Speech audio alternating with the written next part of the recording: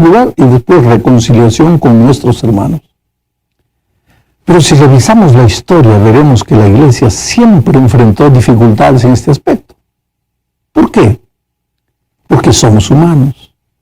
Tenemos personalidades diferentes, formaciones diferentes, culturas variadas, trayectorias diversas. Por lo tanto, no es fácil convivir con las otras personas. Tenemos puntos de vista diferentes sobre el mismo asunto. En la iglesia primitiva ya había problemas de relacionamiento entre los cristianos. Un ejemplo claro es la discusión entre Pablo y Bernabé.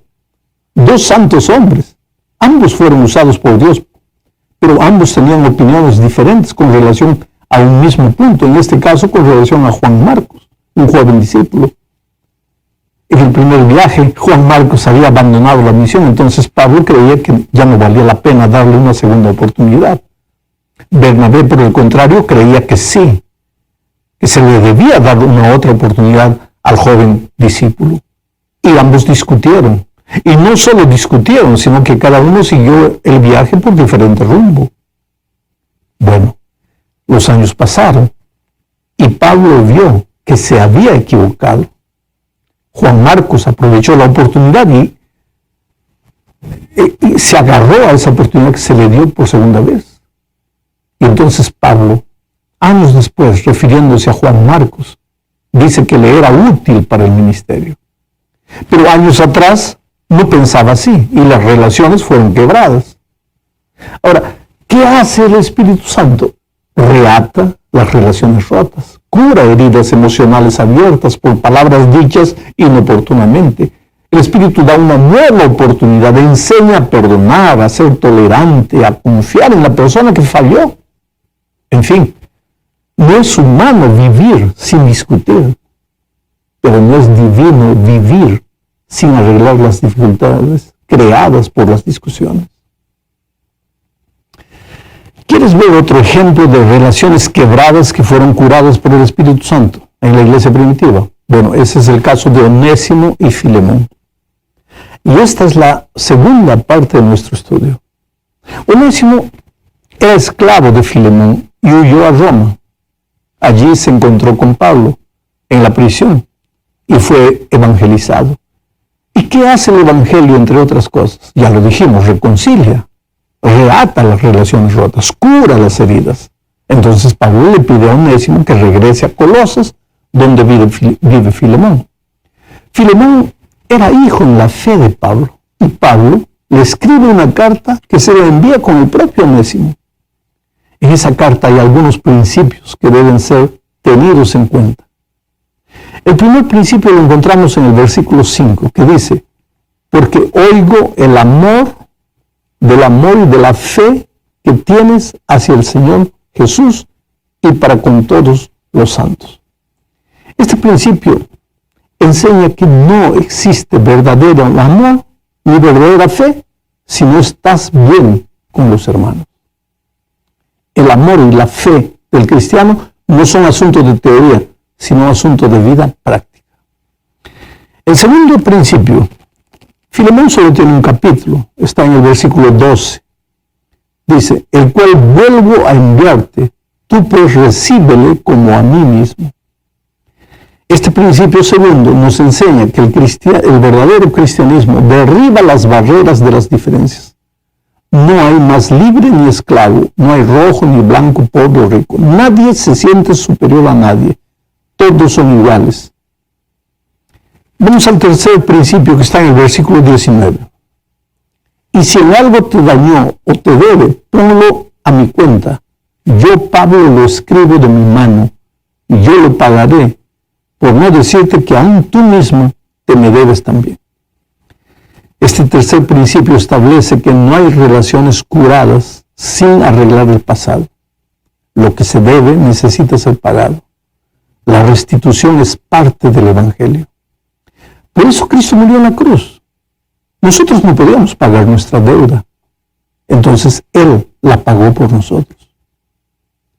Finalmente, el último principio está en el versículo 21 de Filemón. Te escribo confiando en tu obediencia, sabiendo que harás aún más de lo que te digo. Bueno, en este principio vemos que el verdadero cristiano hace más de lo que se espera de él.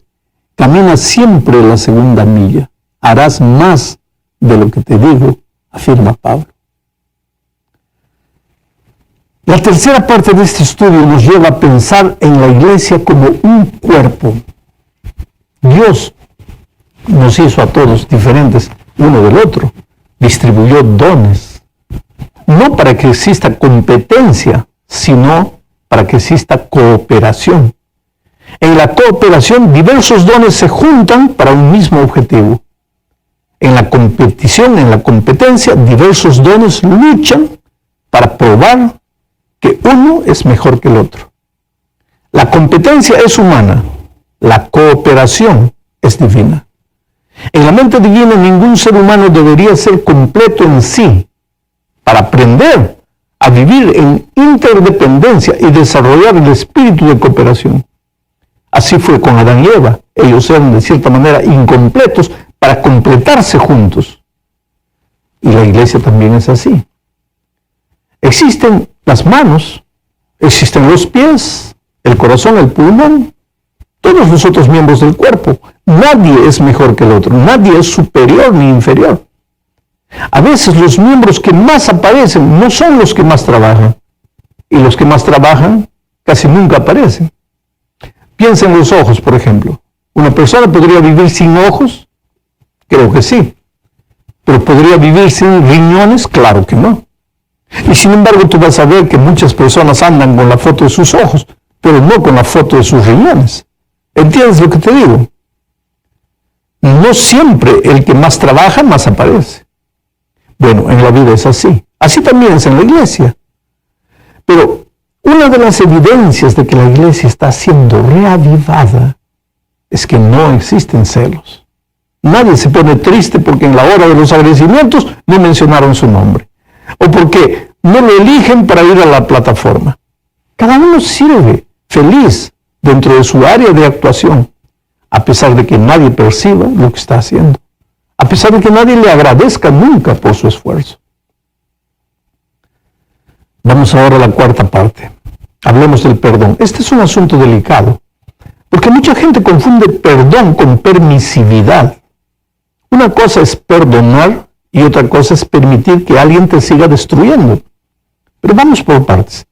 El perdón, mira, el perdón le hace más bien al que perdona que al que es perdonado.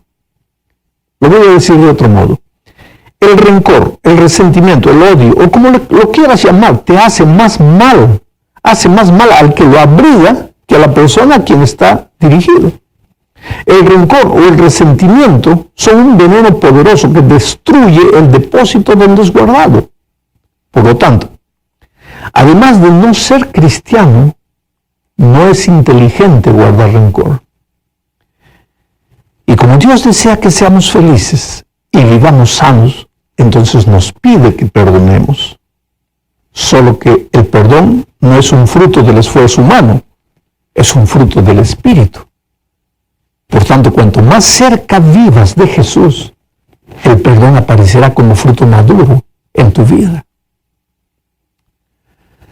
El asunto es, ¿qué debo hacer con alguien que me perjudica y después me pide perdón? Y después me vuelve a perjudicar y me vuelve a pedir perdón. ¿Qué debo hacer? Pues perdonarlo. Y si después me sigue perjudicando y me vuelve a pedir perdón, pues perdonarlo. Jesús dice que debemos perdonar al que nos ofende 70 veces 7, y al decir esto, estaba se refiriendo a perdonar a nuestro enemigo cuantas veces sea necesario. Solo, querido, que una cosa es perdonar y otra cosa es darle al ofensor la oportunidad de seguir perjudicándote. Solo, por ejemplo, un hombre golpea a su esposa, se separan. Ahí él pide perdón y ella perdona. Vuelven a vivir juntos. Él la vuelve a golpear y la historia se repite. El perdón es perdón. El cristiano tiene que perdonar, pero darle a otra persona la oportunidad de continuar golpeándote es un asunto de tu decisión que no tiene nada que ver con perdón. Jesús dijo que debemos amar al prójimo como a nosotros mismos. Tú tienes el derecho cristiano de no permitir que nadie te destruya. Y eso no quiere decir que no estás perdonando. A veces caemos en la tentación de confundir el perdón con la liberación de las consecuencias del pecado. Adán pecó. ¿Pidió perdón? Claro. ¿Dios lo perdonó? Claro que sí. Pero Adán tuvo que salir del huerto. Perdonado, pero tuvo que salir. El otro día conversé con un joven enfermo de SIDA. Él cree que Dios no lo ha perdonado porque no lo cura del SIDA. Eso no es así, querido. Él está perdonado. Pero la naturaleza tiene leyes que se cumplirán. Él está salvo en Cristo, pero tendrá que sufrir las consecuencias de la vida errada que vivió. Otro ejemplo es el ladrón en la cruz.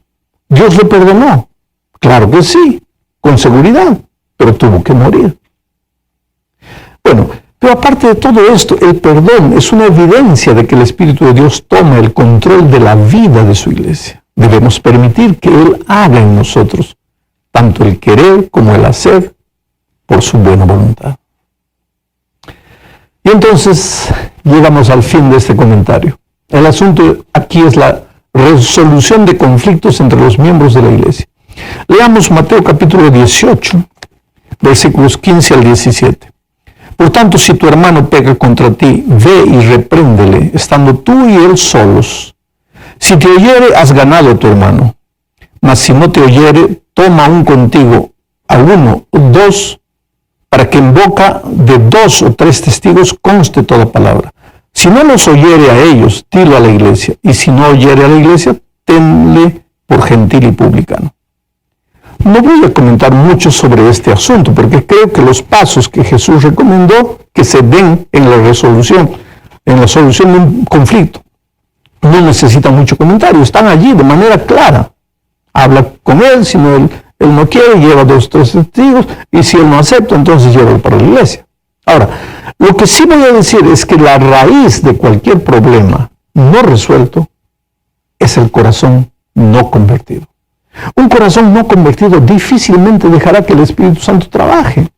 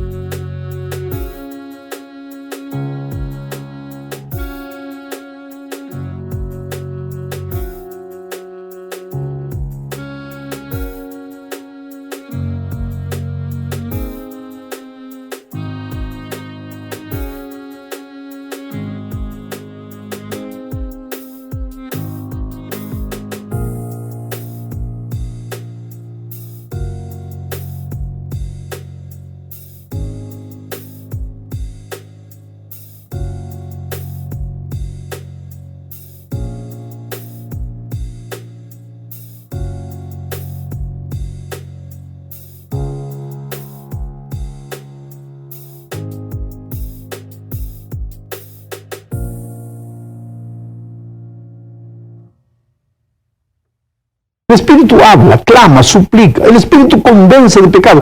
Pero ¿qué si la persona no le permite al Espíritu convencerla?